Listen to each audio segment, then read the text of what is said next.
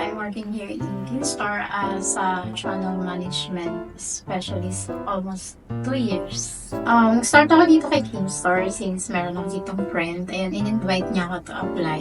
Ayun, kumuha akong lakas bilang as a mother. Kailangan lagi akong malakas. Sa kanila, sa mga anak ko, lagi akong kailangan malakas kasi syempre, ako lang yung masasandalan nila, lalo't maliliit pa sila. Sa activities para relax, syempre, since working mom ako, pag nasa bahay ako, ayun, linis ng bahay, laba, ganon. Tapos, ayun, bonding with my kids para makapag-relax. Yun ay pinaka-habit ko to relax. Yes, meron. Sa nanay ko, syempre, pinaka-idol ko. Since namulat ako na siya yung nakikita ko kung paano maging isang matapang na babae, yun, lahat kakayanin sa lahat ng hamon ng buhay. Kaya, ina-apply ko siya until now. Ayun, follow your goal and be your own cheerleader and ayun, never give up. As a woman, syempre, lagi tayong maging malakas and yun nga, matapang. Hindi porke babae tayo, mahina tayo, sinasabi ng iba. Pero syempre, ngayon, sa panahon ngayon, kailangan pati babae pantay na sa lalaki. Kaya ayun, as a woman, kailangan